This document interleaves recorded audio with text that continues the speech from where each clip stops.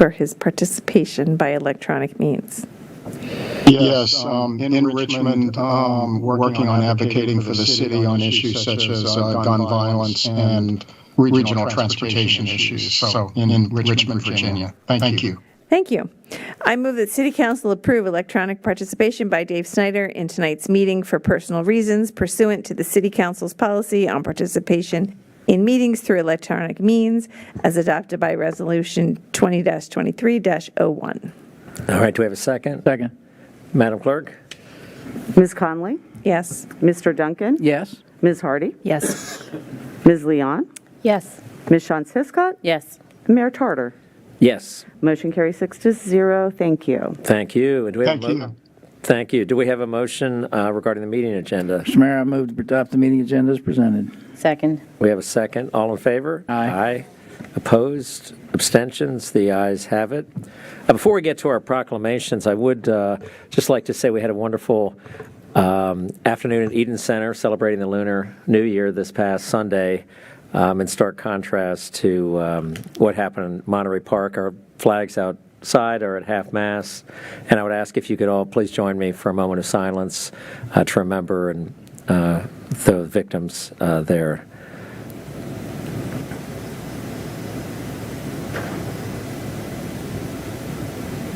Thank you. Now let's move on to a proclamation declaring February as Black History Month, and Vice Mayor Hardy would do the honors. Great. Thank you, Mayor. Whereas the City of Falls Church wishes to honor the impact Black Americans have made on our city and our nation and recommit to reaching for a day when no person is judged by anything but the content of their character, and whereas observance of Black History Month allows us to reflect on the sacrifices and contributions made by generations of Black Americans, as intended by the creator of the celebration, Black historian Carter G. Woodson, and whereas this year's theme, Black Resistance, encourages us to highlight the efforts of Black community members within our region who fought oppression and injustice to make the city a better place. And whereas throughout the history of Falls Church, Black residents have helped build lasting community structures that exist to this day, such as the Galloway United Methodist Church, which was founded due to fundraising and organizing efforts led by Harriet and George Bryce in 1867. And whereas the City of Falls Church takes great pride in the Tinner Hill Arch that honors Dr. Edwin B. Henderson, Mr. Joseph Tinner, and all the men and women of Tinner Hill who were instrumental in the formation of the first rural branch of the NAACP. And whereas the city is home to the Tinner Hill Heritage Foundation, which was founded in 1997 to preserve the early civil rights history of Falls Church, to honor local civil rights heroes, and to further the ideals for which they stood. And whereas new perspectives and untold stories in our city's history are encouraged to be shared and celebrated, such as Mary Ellen Henderson's tireless work advocating for equality in education, which has been immortalized through the Mary Ellen Henderson Middle School. And whereas the City of Falls Church wishes to continue discovering, uplifting, and honoring Black history within our region and seeks to move towards a year-round acknowledgement and appreciation of the contributions of people of color within the community. Now, therefore, I, David Tarter, Mayor of the City of Falls Church, Virginia, do hereby proclaim February 2023 as Black History Month in the City of Falls Church and call on all of our citizens to observe this month with appropriate programs, ceremonies, and activities. So I see Mr. Henderson, you're in the audience. I don't know if you'd like to say anything. We enjoyed the Martin Luther King celebration that you helped organize and many of the other events that Tinner Hill Foundation has put on through the years. Yes, thank you. The theme, it's not just Black resistance, but resistance, past, present, and future, is the theme that was put forth this year by the Association for the Study of African American Life and History, Carter G. Woodson's organization. And when we look around at all of the atrocities that are taking place, there are equal opportunities on all minorities, be they Black, Jewish, API, LGBTQ. And so our resilience needs to be in all of those efforts, protecting all of these people and to preserve all of these rights, including women's rights, like what's going on downtown right now. Well, it's been going on downtown because there's an assault on our civil rights here in this country. And it's on all fronts. It's not just on one front. And so we have to be ever vigilant. And the reason why we say past, present, and future, because every generation has a challenge. These amendments and bills that have been passed with the current Supreme Court that we have now, it seems like there is ample interest in sending some of those back, sending us back to a time when those rights did not exist, in a less humane time in our country's history. And we don't want to go back there. I know I don't. And so, and I know that you all are with me. And I appreciate all of you, and I appreciate all of you all coming out the other day to participate in the Martin Luther King Day program. And thanks to the city staff and the police and the sheriff's department, they kept us safe. And that's what we have to try to do. We have to keep each other safe here in this community and in our country. All right, well, thank you. Thank you so much. Would you like to come forward and we can hand the proclamation to you? Would you like to receive that? Okay, I will. Thank you.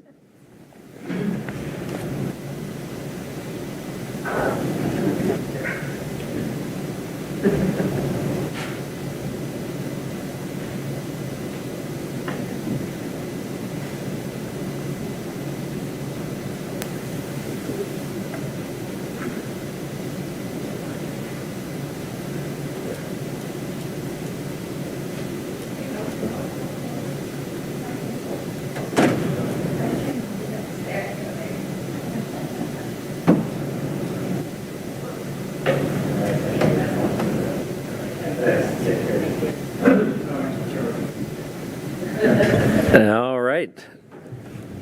Madam Clerk, are there any oaths of office to administer tonight? No, sir.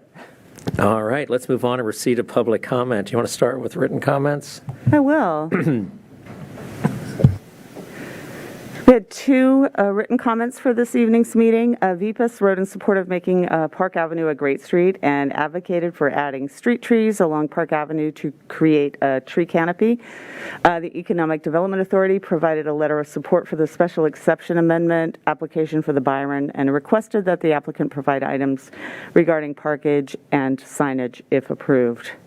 And you'll note that I did forward a number of comments for the Planning Commission's work session on the proposed T-zones to Council. I was CC'd on those comments, and so Council did receive all of those comments as well. All right, thank you. Let's move on to receipt of public comments. Are there any folks who've signed up to speak?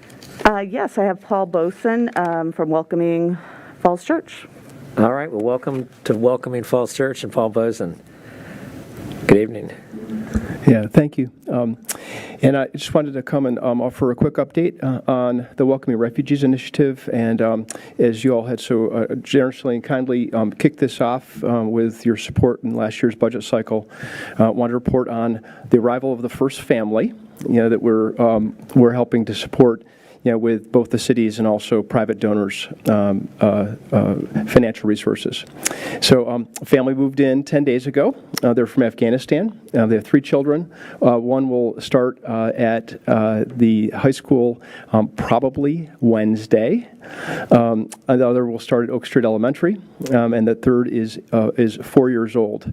The father is a professional. He worked for the High Commission of Refugees office in Kabul. The mom's a teacher, and they are a great family. But more importantly than that, the city, you all started something off that is going to be, I think, quite dynamic. We have a support team of 5 that's led by Samira Davis and Allison Brown, that is working with them. And it's our conservative estimate that our support team has spent probably 20 to 30 times as much time with the family than the resettlement agency we're working with. The reality of the way that refugee resettlement works is that the way that the people of our community can engage with the family is going to be deeply meaningful for them in the first days, but also on an ongoing basis. It's going to make a big difference in the way that they're welcomed in our society and in our community. It goes beyond that, though. A lot of organizations are coming around this. Special thanks to the Insight Property people and Falls Green. Falls Green is going to be the host for at least 2 or maybe more families, as they get settled. Across the hall from this family from Afghanistan is a State Department family. The Foreign Service officer, the man in that family, has served in Kabul, speaks Dari and Pashto. That's across the hall. How neat is that? And a special way that our community, there's a lot of people like that in our community, and it's neat to think that they'll potentially come together around this, feel all the deeper vested in our shared experience here. But it's also the Boy Scouts of Troop 349. It's the Meridian High School International Club. We had 23 people volunteer to help move that family in. It's the kind of community experience that we love to see, and I think you all share, and it's happening. It's underway. There's a lot more to come. I'll come back not too frequently. I won't take too much of your time, but thank you so much in the meantime for your support. That's it. All right. Well, thank you. Thank you for your efforts. And you had a wonderful dinner the other day as well that I think some of us attended. I know some of us attended. So thank you for that, the lunar dinner you had just on Friday, this past Friday. So, all right, Madam Clerk, who's next? That's all I have for now. All right.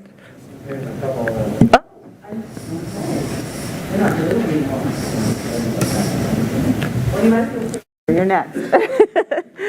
Joseph Shirizzi is next. Thank you. Thank you. I'm Joseph Shirizzi. I live on Gundry Drive, and my comments this evening are just from me and don't represent any organization or group. I just wanted to point out that at the end of the year, the city of DC had added dozens of miles of new bike lanes in 2022.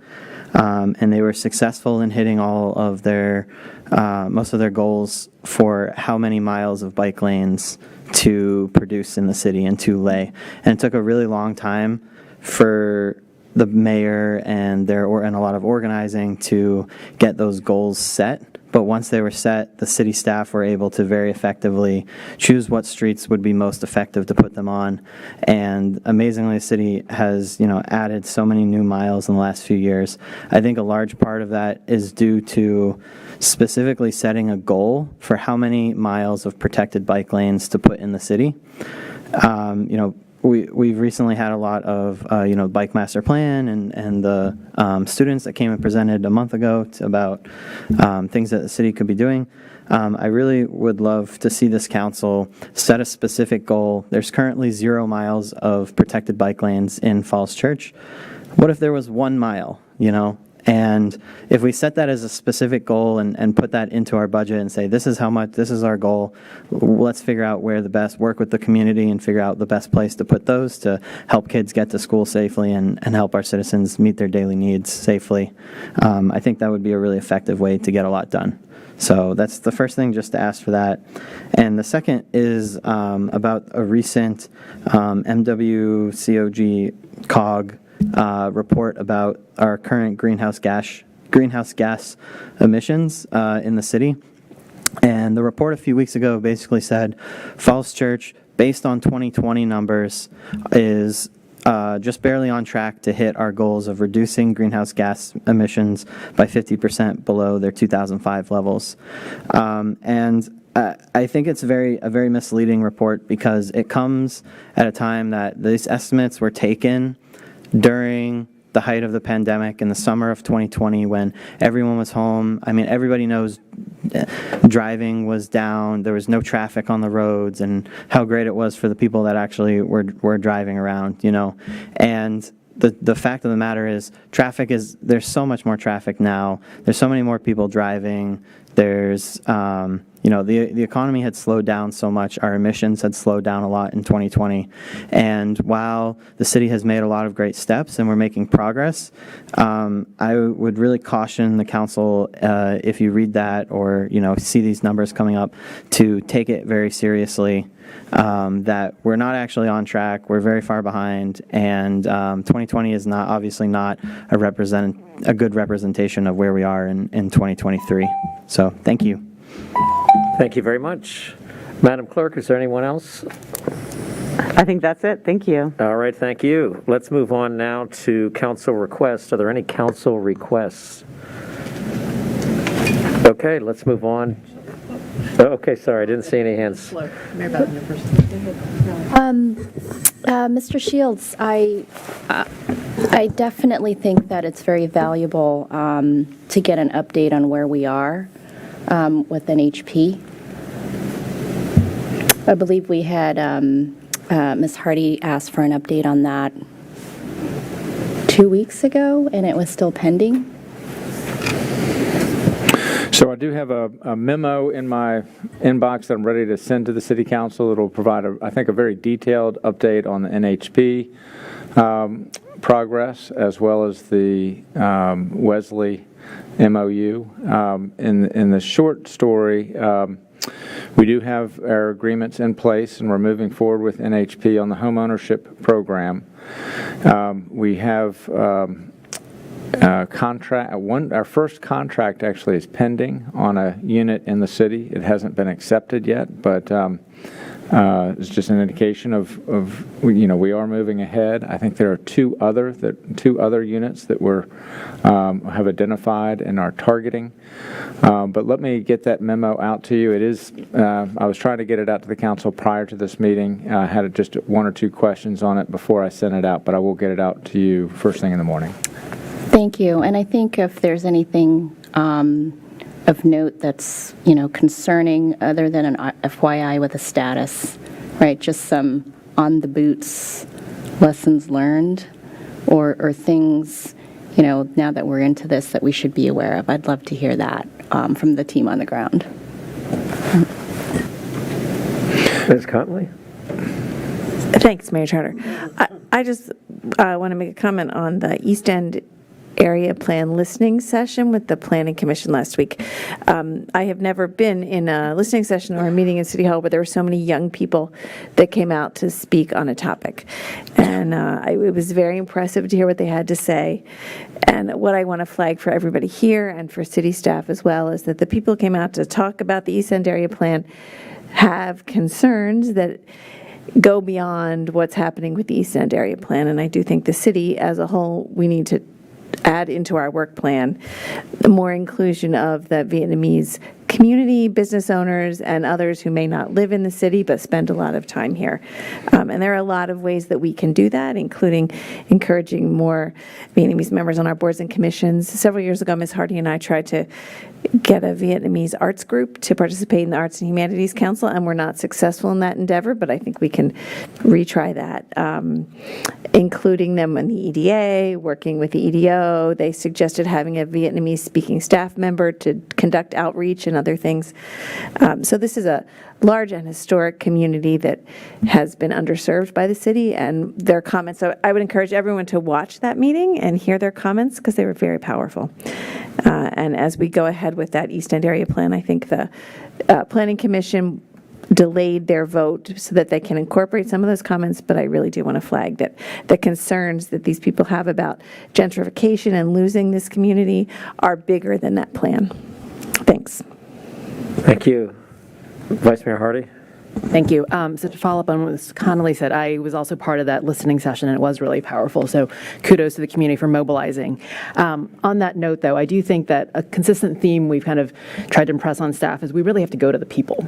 We can't expect to have community meetings in churches and just expect people to just come voluntarily. I think it's really important, especially in a small city, that we go to the places where we know the people are. Business, owners don't have time to take time out of a Saturday morning to come into an East End area planning meeting.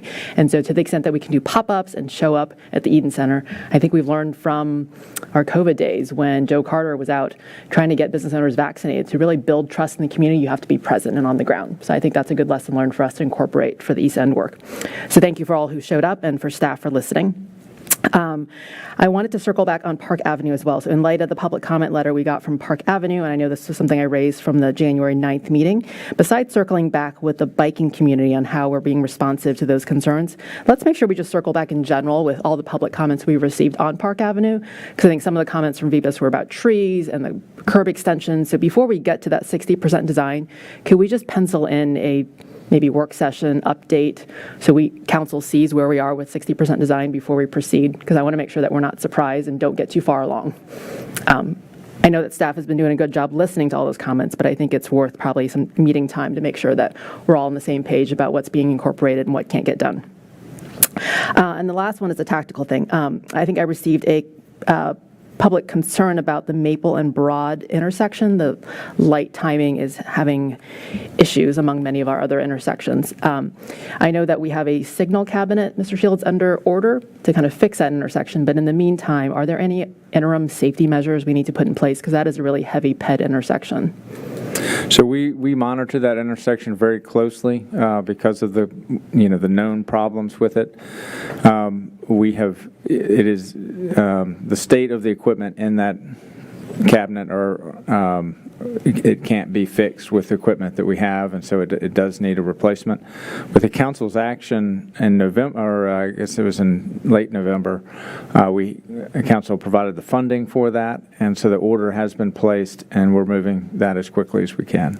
Do we have a rough ETA on when it will get fixed? Mr. Bradley's on the call. I don't know if he has an ETA, but we'll certainly get that to council's tomorrow. Okay. Thank you. That's it. All right. Unless there's anything. Mr. Mayor? Yes, Mr. Thanks. Snyder. Yeah, just a quick one. My neighbors have been videotaping the stop sign and the four-way stop at Maple and Great Falls Street. And it's eye-opening, the number of people that are running the stop sign, the number of collisions, the number of near collisions. And Wyatt, I think you up the police presence there a little bit, but it needs work. And I suspect that that's, as we know, not the only intersection like that. So anyway, I appreciate your efforts and your responsiveness, but I think we really need to look at how to up the visibility at the very least of some of those stop signs there. So thanks, both a thanks and an expression of concern. That it really documents over a couple-year period the number of people that are just blowing right through stop signs, the number of near misses, and the number of actual collisions at that intersection. So, and again, regrettably, I think we're probably seeing that same kind of thing all across the city. Thanks. All right, thank you. Okay, Mr. Shields, let's turn it over to you, unless there's any other comments. One more? Yes, of course. Mr. Shields, I know that in the earlier January meeting, we were looking to engage the business community in outdoor dining. How is that coming along? I know we had a chamber meeting the second week in January, and what's the next scheduled engagement approach? So that conversation. So we did have a session with the Chamber of Commerce, and we are in conversation with restaurants through the city about the proposal. We will have a work session on February 6th to discuss approaches. What the intent is to facilitate outdoor dining, to help the business community have certainty as to what the rules are so that they can make the investments that they're seeking to make right now and permanent arrangements for outdoor dining. And so that's what we were trying to accomplish with this. And of course, we have to do that with the business community and with the benefit of their comments as we go through. Thank you. All right, let's turn it back over to you, Mr. Shields, for the report of the city manager and hear a little bit more about the 75th anniversary. Sure. So I'm going to turn it over to Cindy in just a moment for an update for the city council on the planning that we're doing right now to celebrate the 75th anniversary of the city's independence. And in 2025 also is the 150th anniversary of the city being an incorporated town. And from the city council's perspective, back in 1948, the one thing that changed was an independent school system. But the real DNA of all of the things that the city council is concerned with really go back to that earlier time frame. And so that's an important milestone for the community as well, as part of the full history of the city.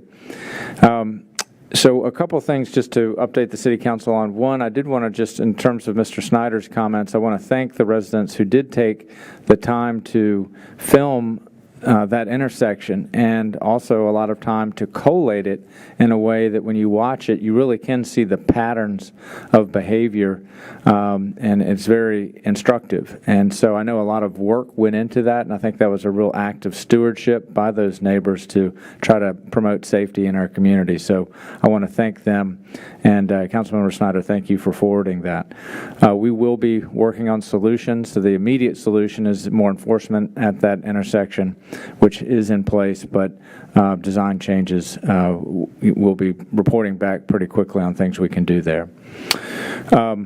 Also on the Eden Center, I will just note to the City Council, it might be helpful to have some help on that. We have not been allowed to have pop-ups in the Eden Center, and so we might follow up that is something we have really sought to do, and that has not been something that's been authorized. Appreciate those comments. Just three things to provide for the City Council and for the community. One, just an update on the public process for consideration of changes to our transitional zone zoning ordinance.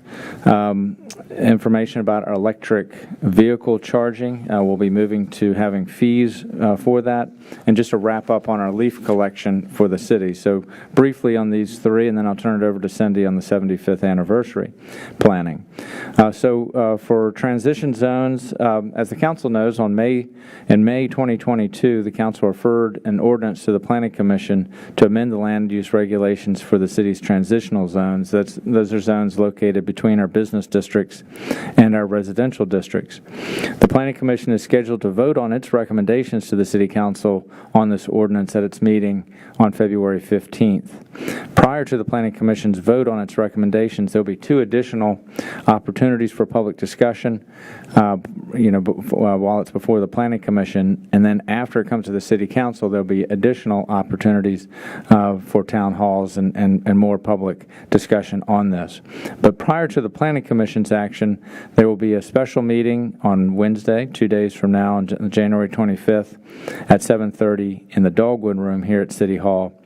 And we'll also have a town hall meeting hosted by the League of Women Voters on Thursday, February 9th at 7:30 p.m. The location for this has not been finalized for this town hall meeting, but it will either be at Mary Ellen Henderson Middle School or the Meridian High School.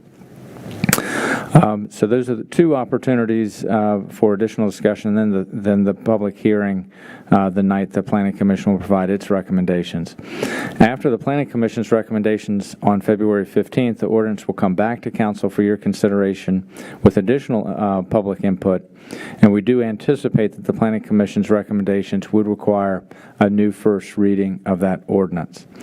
So for the residents that have been watching this process, the Planning Commission's work on this ordinance is very valuable and will be studied very closely by the City Council, and their work will mark approximately the halfway point, kind of the midpoint in the public process of considering T-zones, because it will come back to the City Council for 2 readings of the ordinance, multiple public hearings, and staff will schedule additional town hall meetings if requested by the City Council when it is before you, and staff is anticipating the City Council will request that, and so we're doing the initial planning for that. But so the main point of that is Wednesday, January 25th, special meeting of the Planning Commission on T-zones, and then the town hall meeting on Thursday, February 9th at 7:30 p.m. So electric vehicle charging station fees at City Hall, we've had great success with residents in our community and business owners in our community using the vehicle charging station at City Hall. Starting the 1st of February, we'll begin implementing a new fee structure for users of those charging stations. The intent of the fee structure is to encourage EV use and adoption of that technology. The first hour for charging will remain free. And then after the first hour of charging, the city will charge 20 cents per kilowatt hour after that point to help recoup the costs to the city for providing that electricity. And then in order to increase turnover to make the stations available to other users, there'll be a $3 per hour charge after the charging is complete. For more information on these fees, you can go to the city's webpage at fallschurchva.gov/electric vehicles. And the last thing I'll report on before turning it over to Cindy is just a thank you to our DPW operation crews. We've wrapped up leaf pickup the first week of January, and every street had at least 3 passes for pickup over that November and December timeframe, and it's very nice now to have clean streets. We have a mountain of leaves at the property yard, and those will be shredded down into compost, and those will be available to residents at no charge later this spring. So going forward, if you do have additional leaves, we ask that people put those in brown bags with a city sticker on it, and they'll be picked up that way going forward. So Cindy, let me turn it over to you for update on planning for the 75th anniversary. Thank you, Mr. Shields, and good evening, Council. For a quick update on where we are and where we're going, we had a kickoff meeting in early November of last year and just before the holiday seasons. And so the next meeting is planned probably the first week of February. The group at that time thought Thursday afternoons would be the best. So I'll work on scheduling that. But at our first meeting, we had 14 attendees and a good diverse of general government and community members, and that meeting generated a list of at least 10 more stakeholders that either will be regular participants or important people to reach out and engage as we plan.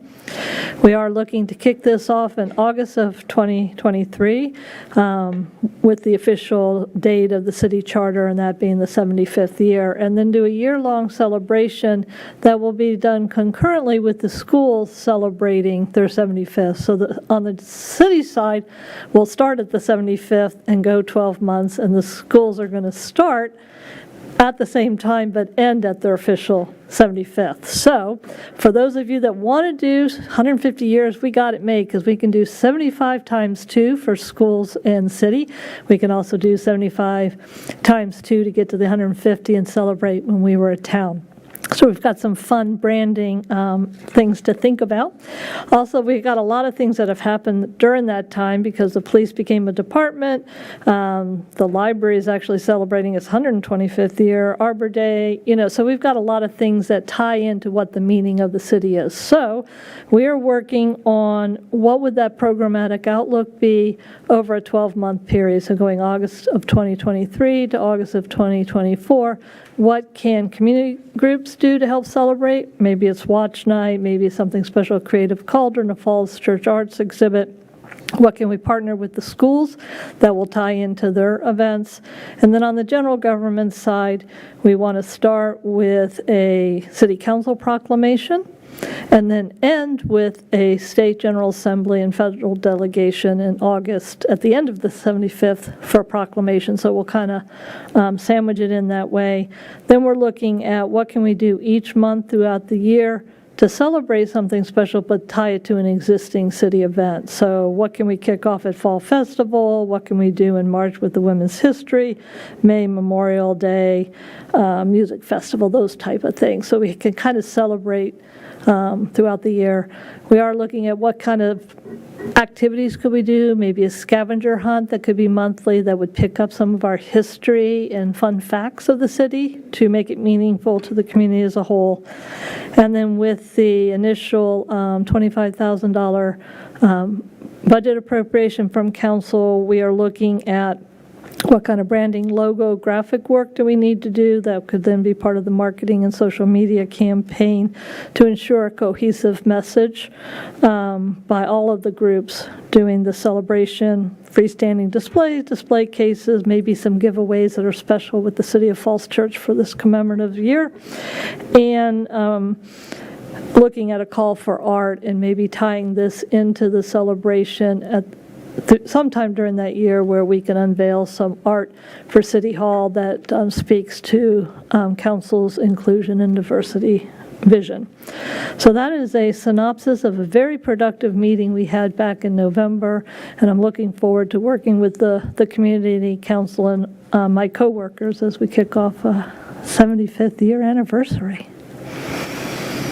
Glad to take any comments or input or suggestions. And at this point, Ms. Connolly was attending council member and school member and community member, and look forward to interacting formally with council as we go through this process. All right, thank you so much. Any questions or comments? Vice Mayor Hardy? Thank you. Sounds terrific. So thank you for leading the charge on that.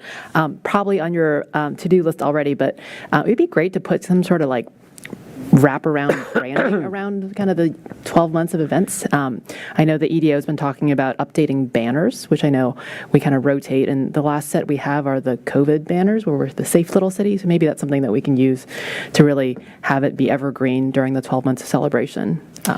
We have that generally, so the panel input is helpful, and Susan, who is sitting behind me, has been reaching out so we can look at some firms to work with for that logo, that, you know, how are we going to make it a special messaging throughout the year? So thank you for those thoughts. Great, thank you. All right, other comments, other thoughts? Thank you very much, and thank you for organizing our legislative efforts in Richmond. Very productive time down there, so we know it's a lot of hard work goes into that, and we really appreciate your efforts, so thank you. Thank you. All right, Mr. Shields, anything else? That is all. Thank you. Okay, let's move on then to business on the agenda. Madam Clerk, will you call the first item? Yes, we have TR 23-03, resolution to endorse the City of Falls Church fiscal year 2024 to 2029 application for Regional Surface Transportation Program RSTP funds. Okay, is that Mr. Stoddard or is that someone else, Mr. So, and actually, Caitlin Sopsey is our staff lead for this. She is on the call, and Zach Bradley also is on the call. This generally is their DPW staff who put these grant applications together, and Caitlin, with Caitlin in the lead. Zach or Caitlin, which one of you would like to speak to this? Yeah, I'll take the lead tonight, Mr. Shields. I'll just give a brief overview of the RSTP program, and then I'll defer to Ms. Sopsey. So staff tonight is requesting the endorsement and adoption of TR 23-03. This is to accept RSTP funds for the fiscal year of FY29. It is several years out, but it is a sum total of $650,000. We do have reoccurring RSTP funding at FY24 through FY28. The average is around $542,000, plus or minus a couple pennies in there. But these funds are generally used for bridges, sidewalks, crosswalks, pedestrian signals, mid-block crossings, lighting, bike signs and signals. They can be used for bike lanes. I know that was mentioned earlier. But it's kind of a plethora of items. For some background on previous projects, we've completed the first phase of Bike Share. The RSTP funding is being used for the Broad Street Hawk signals. It's being used for the Broad Street multimodal improvements. It has been used for the South Oak Street bridge replacement, which is expected to start sometime next month, barring any unexpected delays in material. And it has also been used for our yearly bridge inspection program, which we are required to do to meet VDOT compliance as part of maintaining our roadway system. So that's a general overview. Again, staff is recommending adoption tonight, and I will now turn it over to Ms. Sopsey if she has anything to add. Thanks, Zach. I just will add that the application that is attached to the staff report was submitted January 13th to the Northern Virginia Transportation Authority. And I also want to add that this does not require any local matching funds. No additional funds are just the endorsement of the $650,000. And if there are any questions from council, I can answer that too. All right, thank you so much. I'm going to see if Mr. Snyder has anything he'd like to add before we move to the rest of council. Not really. This is really good staff work, and I look forward to moving it through the system. All right, thank you. Questions or comments? Thank you very much for your support too. Any questions or comments from council here in the room? Yes, Ms. Leon? Just curious, I was looking at the 24 to 29 trend on page, does that say 177 or line 176? And it's trending up and down for construction.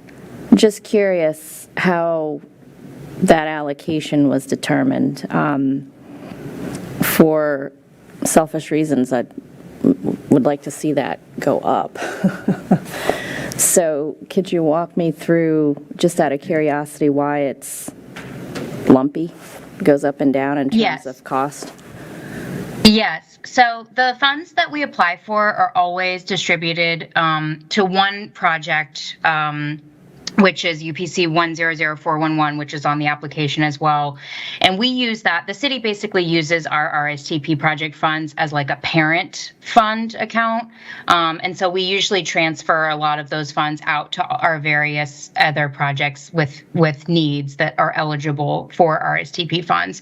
So that construction amount is actually a formula that we're required to use when we apply for the funds. So it's not really indicative of what we're actually spending the funds on the various projects that we're transferring funds from the parent account to. Got it. So it's formula driven. You plug in some variables, and it's not as if it was an assumptions based driven forecast of cost. No, I don't believe so. Okay, thank you. All right, is there any public comment on this matter? Seeing none, the matter is closed to the public. Do we have a motion? Move to approve TR 23-03. Second. So let's say Ms. Leon on the second. Madam Clerk? Ms. Conley? Yes. Mr. Duncan? Yes. Ms. Hardy? Yes. Ms. Leon? Yes. Ms. Shantz-Hiscott? Yes. Mr. Snyder? Yes. And Mayor Tarter? Yes. Motion carries 7-0. Thank you, council. Thank you. Let's move on to the consent agenda, consent items. And recall, we are also going to have a work session later this evening. But let's move on to our consent agenda. Does anyone have anything they'd like to remove from the consent agenda? All right, do we have a motion regarding the consent agenda? Mayor, I move the consent agenda. Do we have a second? Second. Ms. Hiscott on the second. Madam Clerk? Ms. Conley? Yes. Mr. Duncan? Yes. Ms. Hardy? Yes. Ms. Leon? Yes. Ms. Shantz-Hiscott? Yes. Mr. Snyder? Yes. And Mayor Tarter. Yes. Motion carries 7-0. Thank you. Thank you. Let's move on to our other business, our work session. So, Mr. Shields, do you want to introduce this matter? Yes, Mayor Tarter. The work session is a discussion with the City Council, which will be our last work session on this item if we keep to our schedule, of an amendment to the voluntary concessions with respect to the Byron, which was approved by special exception, and it relates to the ground floor retail uses. Mr. Jack Trainer is our staff lead on this, and I'll also note that Mr. Paul Stoddard is on the call as well. And I don't know if we have the applicant on the call, but I will turn it over to Mr. Trainer, and I'll just make sure that the applicant has access to the meeting if they were planning to join. The applicant's counsel is in the back of the room. Oh, okay. I'm sorry, I couldn't see. We have the applicant's There he agent is. here with us tonight. Yep. Thank you, Thank Mr. Shields. Trainer. Good evening, Mayor Tarter and members of council. My name is Jack Trainer. I'm a staff planner here at the city. And tonight's work session, as Mr. Shields said, is on an application to amend the voluntary concessions terms and conditions of the Byron building located at 513 West Broad Street. I'll get into the specifics of the application and any updates since y'all last saw it in a minute. Just want to remind you that council last saw this item at its meeting of November 14th. It referred it to the Planning Commission. Planning Commission had its public hearing on this application on December 21st of last year, where it voted 7-0 on a positive recommendation to council to approve the application. The land use actions requested in the application, there's four main ones. The first one is to limit the permitted uses in the Harvey's space and the Penzies space to retail sales and restaurant uses, while also expanding the permitted uses in the westernmost two units. The first is vacant and the other is Acton Academy, to all allowable uses under the B1 limited business zoning district. The second land use action requested is the submission and approval of a parking management plan. The applicant has submitted a revised PMP, which I'll get into in a moment. The third one is requiring an entrance to each commercial space along West Broad Street with transparency definition, which the applicant has updated here on line 87 of the staff report. This also includes a notable exception for school and child care uses for times such as nap time or other kind of sensitive times during the day.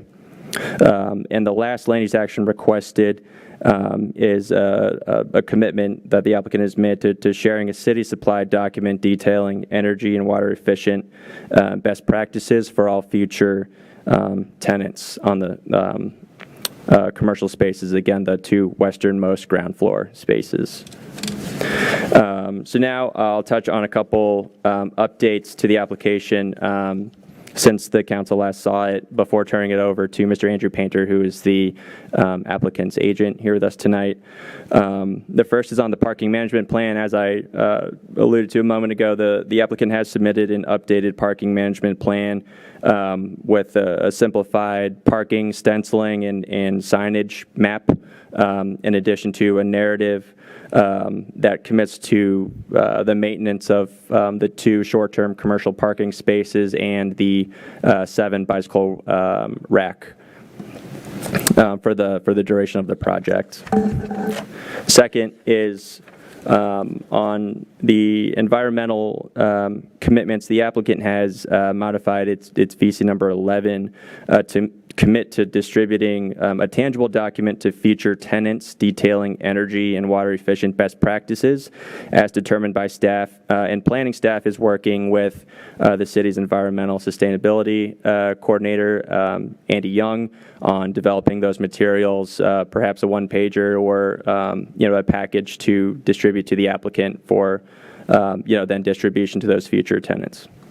And lastly, the mayor had a request that all prohibitive use lists for these such applications instead be inclusive allowable applications or lists. I'll let the applicant speak a little more to that, with the acknowledgement that the applicant has acknowledged that in doing so, it inadvertently created a list with a wider array of uses, including many less desired uses that instead exist on the prohibitive use, but noted that we'll, for future applications, we'll incorporate this request as best we can.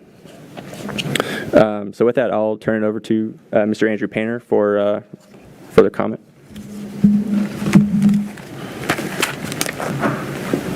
Well, thank you. Mayor Tarter and members of the council. My name is Andrew Painter with Walsh Colucci, speaking on behalf of the owner of the four spaces, the four ground floor commercial spaces. Mr. Traynor actually stole pretty much all of my thunder. We did have a very productive meeting with the EDA. They voted to recommend approval. We had a very productive meeting with the Planning Commission, a work session in November, as well as in December, as well as a final vote to recommend approval just last week.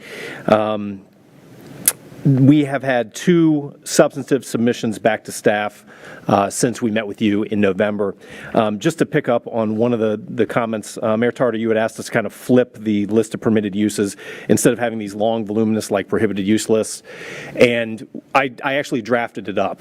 And when I drafted it up to make it a lot simpler, it invariably would have allowed a bunch of the a bunch of the prohibited uses, and I would have had to have put that list in anyway. And so we thought it was better just to, both staff and the applicant thought it was better just to sort of keep it the way it is.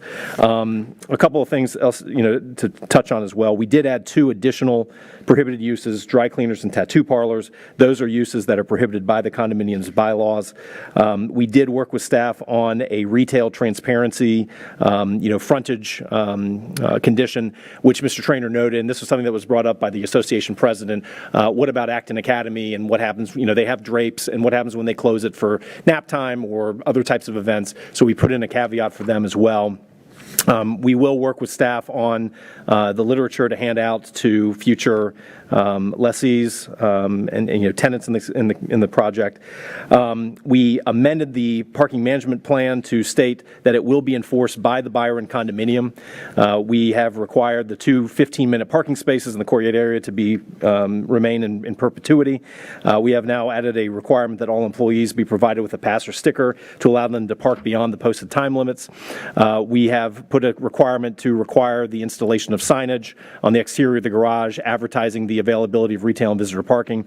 And then also a maintenance concern that was raised by the EDA, making sure that the signage and stenciling that's installed will be continuously inspected and maintained at all times.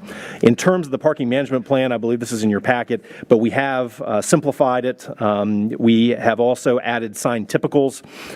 There was a negotiation about 2 years ago between the applicant and the condominium association about simplified signage, not just saying, right now it has a variety of like text on it, but just simplifying that it's for retail and office parking, 2 hours max, 15 min max, 3 hours max, and then what the stenciling of it looks like as well. And as far as color coding, Mayor Tarter, I know that this was an issue of concern last time. We've simplified the color coding of it as well, so that all it is now is reserved spaces and non-reserved spaces. And so we feel very happy with the latest results. And, the association president, Kathy Tighe, is here as well, and she can add, anything I may have missed. But it's been a very fruitful discussion between us and the association as well. So happy to answer any questions, but, appreciate your consideration. All right, thank you very much. Let's open it up to questions or comments from council. Mr. Duncan, did you have a Thank you, Mr. Mayor. Just curious as to what moved you to decide on blue and yellow. Are those the 2 colors that we're dealing with here as seen in the PMP? The color scheme, there is no rhyme or reason to it other than we thought it looked attractive and it was easy to read. And I think as we go through this, where, the color scheme for the 2 hour max, 3 hour max, 15-minute max, I think that's something that the association will determine in the coming months as we implement this. That was my second question. So you are, at the end of the day, just going to have 2 colors, though, right? We're not going to have different shades of yellow for 15, 3, and... No. Okay. Yeah. That's fine, I guess. Yellow. If I'm coming in from the outside and I'm looking for a place to park as a patron of one of the businesses, my brain doesn't automatically go towards yellow because yellow is sort of a caution color. But I'm just clarify one thing, sure, if you yeah. don't mind. Thank you. I appreciate that. I don't think it was the intention of the association, per our previous agreement with Mr. Lee, reached about a year ago, to actually stencil those specific colors. I mean, we need to avoid blue. We don't want it to look like a disabled parking space, right? So we have to avoid confusion. So what we were going to do on each space is put a background color that isn't blue or isn't the yellow, like caution. We want to avoid yellow for caution and blue for handicap. But do a color like green or something that would make white on it be visible. So I'm happy to take votes on colors. We hadn't yet Green decided works for that. me. Green is where I I would like go. green too. So when you're, I mean, this is getting down in the weeds, but that's where we live here in Falls Church. So, yeah, are you talking about like stenciled on the pavement itself, or like up against the wall? Because It is the intention to stencil on the pavement itself. I think that's going to be obviously better in the courtyard, which has no wall, right? Yeah. And that's really the only option there. And just to keep that consistency, that's also what we planned for the garage. Once we're able to do that, I would point out, just so everyone knows, that we are planning a very large garage rehab project. Yeah. And we can't really stencil until that's done, because right now the coating on the surface is degrading. So if we stenciled on it, it would just peel off. So at the appropriate point, we're going to stencil right on the space. Okay, well, we appreciate, I mean, I know several of us dwelt on this intensely at the last time we were here. We appreciate your efforts and your, asking us for a vote, too. Actually, my vote would be, I mean, if I'm living there and I've got a place that's mine, I'm okay pulling into a red spot because I know what red means. Red means everybody else stay away. Yeah. If I'm a customer, patron, I'm looking for green. Yeah, we So do have. I would vote for one of those two, one or the other, both in combination, just to make it less stressful for folks who are coming to patronize the business. I agree. We have red. We have some reserved spaces, which we will have in red, because everyone knows don't park in red. So thank you. I appreciate the comment. Other comments? Ms. Leon? Mr. Painter, I see that we're making a commitment to Harvey's and to Penzies. The acting academy that's there, I want to understand the position on the commitment to supporting that, because I think that's a great business to have in the city of Falls Church. We have premier schools, and to have a private early childhood center there is very welcome. So even though that commitment isn't codified in this change, I want to hear your perspective for what your client's intention is to support Acton. Yeah, and Craig Cheney, the principal broker for the property, can probably follow up with what I'm about to say. The application doesn't change anything with respect to Harvey's or to Penzies. The way that we were able to get Acton Academy in is because we were allowed to use, I believe, under the personal or the retail service use that is allowed with a certain percentage of our primary frontage along West Broad Street. We have been in active discussions with them. They have a signed lease. So there's nothing in this voluntary concession that specifically speaks to a child care use, but it would allow the child care use to expand into the vacant space as well, if the application were to be approved. So, Craig, I don't know if you want to say anything else more about the negotiations or anything like that. So discussions are ongoing, so can't really say too much more about that. But there is definitely a commitment from the owner, from Mr. Lee, that he would love to have them as long as they would like to stay. So. Understood. Okay. Ms. Hardy? Thank you. I'm going to go back to the parking management plan. So if I'm understanding from the staff report, and we don't have it up on the screen, it's page 3 and page 4 is the revised parking management plan. Is that correct? The blue and yellow with all the labels, Mr. Trainer? Okay. So which I appreciate, I think what you guys done, which is try to simplify kind of a messy situation. So you're down to 2 colors, but still 5 signs. Is that correct? That's correct. Okay. And so looking at, for example, on page 4 of the parking management plan, when you enter, there's still sign A and sign B, and then sign D, B, D, and E kind of on the ground floor. So it's still pretty messy, and you have to essentially, I mean, it's kind of like the 100 block of Park Avenue where you have to get out of your car and read the sign of like, am I going to one of these businesses? Am I here for 15 minutes? Am I here for 2 hours? And so I understand that we can't change much of that, and so you all are trying to make the best of a not ideal situation with parking. So I do appreciate trying the efforts there, but I just want to make sure that I am reading this correctly, that is all that's been done is trying to get to 2 colors and 5 signs. 2 colors and 5 signs, yes. Okay. Second questions I had, following up on what Caroline asked, last time you did mention that you were looking to extend the preschool use to the vacant space. Was that correct? And that's still something obviously you guys are under negotiations with? Correct. And Mr. Cheney mentioned those negotiations are ongoing. Great. I was at the Planning Commission meeting last week, and I did hear from one of your Byron residents who gave public comment that they were very concerned about a potential liquor store use in that vacant space. Are you able to comment further on that? I know that's not a prohibited use. Mr. Cheney can speak to that, but there is no active negotiation with the Commonwealth over leasing that space to a liquor store or anything like that. Staff, do we have a perspective on whether that, I mean, I personally don't have an issue with the liquor stores. They're legit businesses. Does the Byron have a concern about this? Is this something that staff has perspective on whether it should be allowed there? Well, we're aware that at least one resident has a problem with it. I think that resident had concern about parking that would come with an ABC store. The board and the association's position is supportive of the voluntary concessions as submitted, which would make it consistent with other mixed-use developments in the city, whatever that might mean. And Vice Mayor Hardy, if I might also say too, the ABC stores themselves, and I did talk to this individual after the meeting, but these are state-run stores. They're well managed, they're clean, they're age-restricted, they're higher end. There's no cages in the stores. There's no bars outside that you might have in other states that do not have state-run liquor stores. And what better credit can one find than the Commonwealth of Virginia? They don't default on their leases. They support local businesses. They carry local distillers, vintners, and craft beers.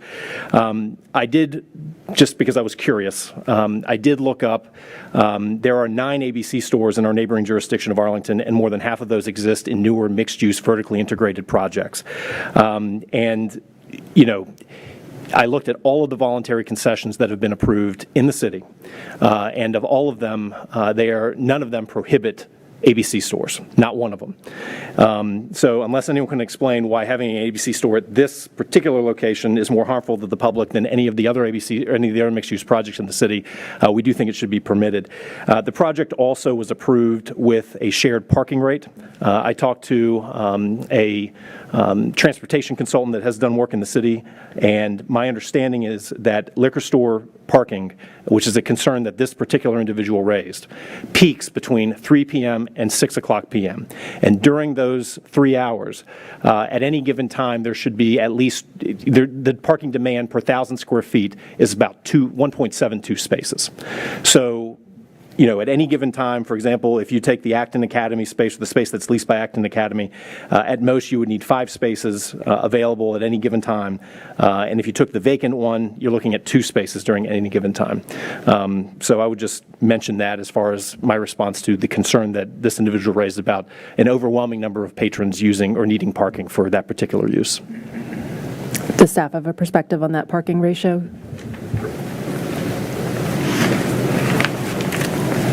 No, I mean, nothing to that specific use. We agree that it's a use permitted in other mixed-use buildings similar to the Byron, so there's no other special comment about that particular use. Okay. So I'll just reiterate again, like in general, on principle, I support flexibility and kind of modernizing our SE restrictions.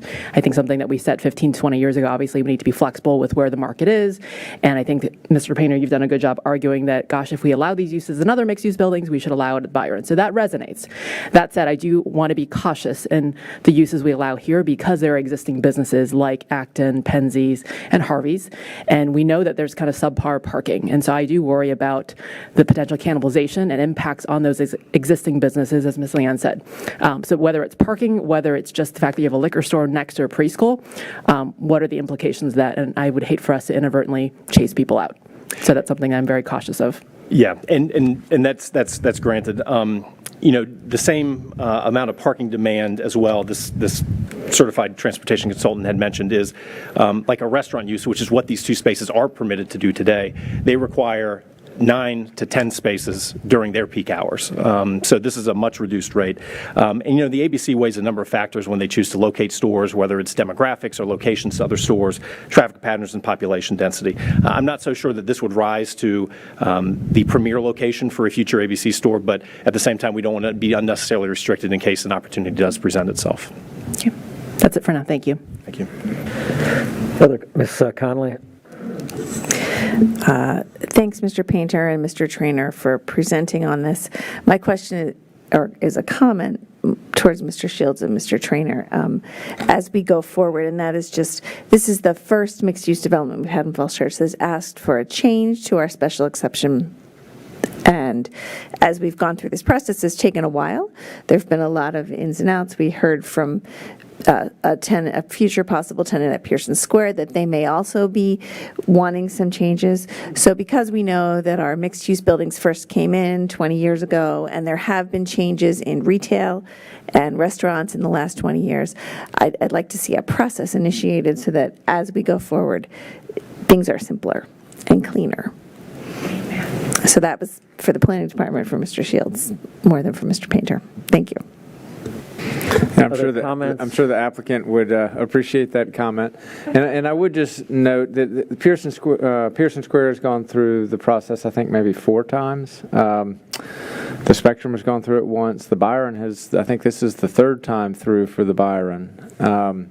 So the council has done this on numerous occasions in the past, and generally the council has held that, that having regulations to keep kind of the original intent of the retail environment that we're trying to create in the city, the council has generally upheld that principle while also providing some additional flexibility that the applicant can work with. And so that is the approach that we've taken. We are preparing a memo that will lay out what all those regulations are so we can have sort of the bigger picture discussion, which the council has asked for, and we look forward to that. So I'll just provide that response. Other, Mr. Duncan? Just one quick, just to be sure, the liquor store use, there's nothing on the books that prohibits that in proximity to an educational use, is there? I couldn't answer that, so I apologize. But again, if it did, and if there was a child care use that was next door, then obviously the Commonwealth would not locate at this location. Okay, well, maybe just before we go to vote on this, we could just nail that down, because I'd prefer to vote for something that isn't illegal if possible. All right, other comments? I'll just make a few. I mean, I guess as far as the notion of altering these special exception approvals that have happened in the past, I think we need to reconsider this in a holistic manner and not just sort of a piecemeal approach. I would note that the notion, at least earlier cases that I've been involved with, is that because the developer is getting residential units and the like, that we want to be able to manage what happens on the ground floor to ensure a strong commercial tax base and some variety of things that might not otherwise occur in the city. So, for example, things like nail salons and other things that might be perfectly legal to do in a zone might not be what we seek in new development. And so I think we should consider and keep in mind going forward what it is we want to achieve, what we did want to achieve when we first did that, and how do we want to shape our retail landscape going forward. I do think having lists of things that you can do is a better way to do it than the list of things you can't do, because just as we heard tonight, liquor stores, who knows, and I don't really have a strong opinion one way or the other, but those are things that people don't consider, because the universe of things that are a negative is a lot bigger than the universe of things that are a positive. And I think we would be better suited in general going forward for all projects to consider a broad list of things we do allow as opposed to things we don't allow. And so that would just be my suggestion going forward. We've had a lot of discussion on this case. I'm not really going to get too specific for this. I would note the environmental things that are here are very minimal. I mean, providing a list of resources and the like is fairly de minimis. I mean, I think we can all agree on that, and I just point that out. But otherwise, I think that's all I've got to say at this point. But thank you for coming out this evening and for the work you've done to date. Unless there's any further comment, why don't we move on to the latter portion of our agenda? Thank you, Mr. Painter, for coming out. Let's go on and move to business not on the agenda. Any standing regional committee council liaison reports anyone would like to make? Mr. Mayor? Yes, Mr. Snyder? Thanks. So I want to, first of all, commend the other members of City Council for their work in Richmond last week. And I'm thinking that at some point we ought to prepare a report about the work that staff and individual members of City Council put into each legislative session. It's something we take very seriously, in addition to what I'll call our day jobs, which involve the city more specifically within our boundaries. And I will say that today was a pretty good day. There were a lot of gun bills before the Senate Judiciary Committee, and we think we came out on top. The first and foremost objective was to protect the city's authority, existing authority, and that's looking pretty good on the Senate side. There were other gun bills that we spoke in favor of, and there'll be a more full report.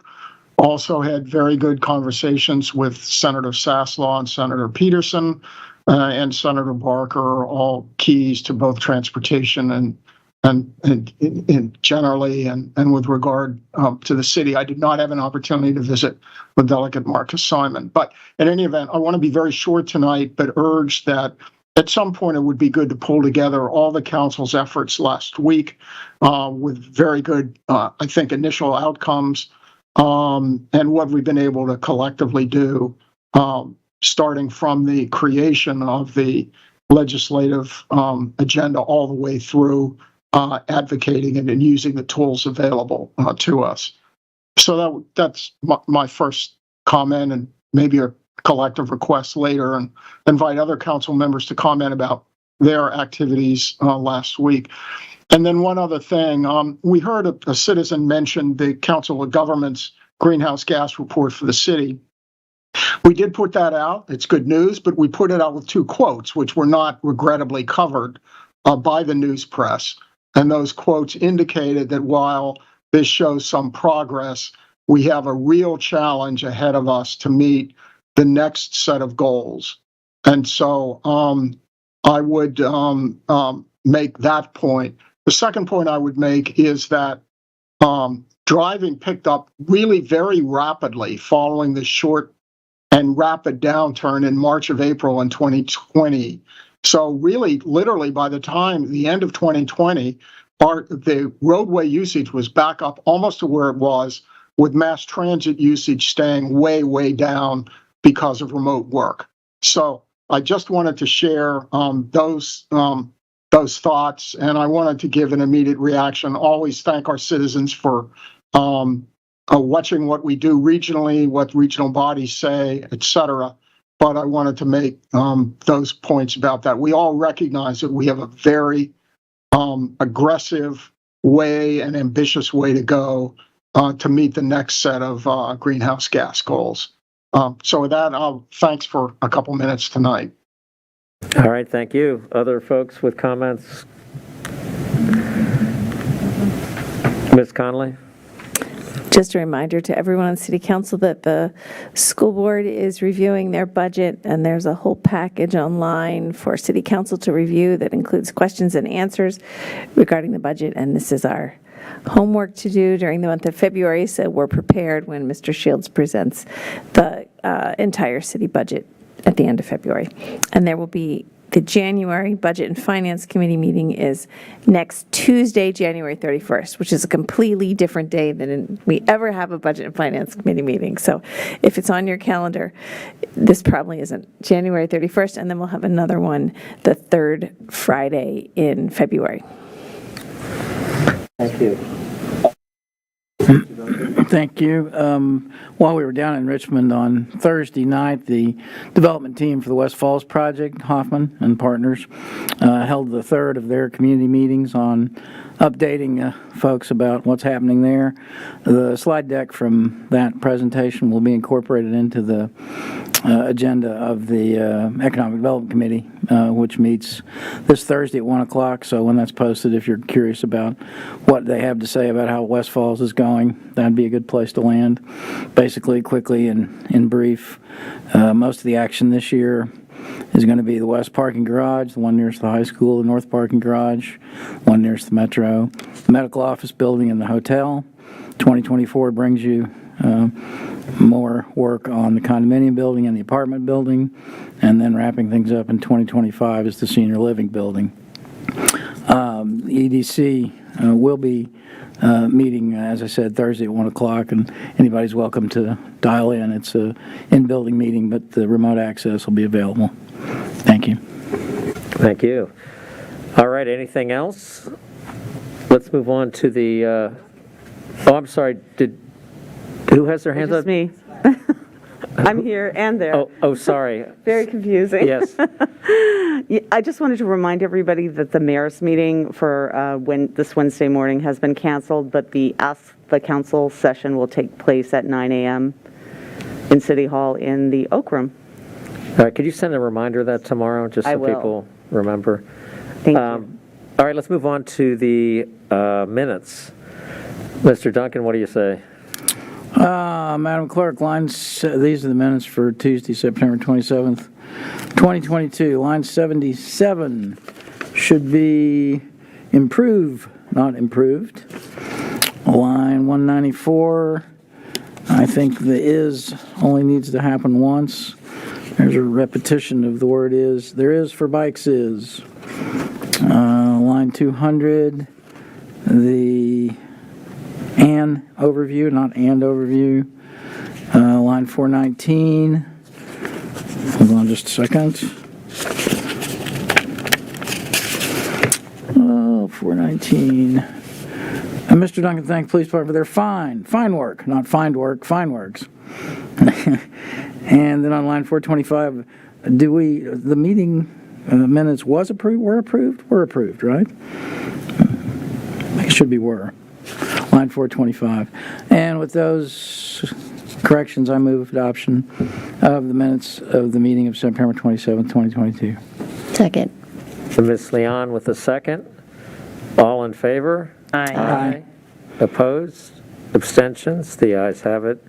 Anything else anyone would like to say before we adjourn?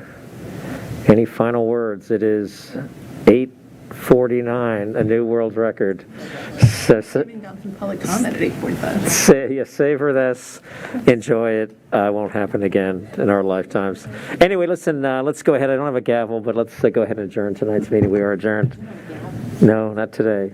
Somebody stole the gavel. That's the secret. Maybe we should go without a gavel. That's right. The judge took the gavel. So anyway. All right, we're adjourned. Good evening. Thank you, council.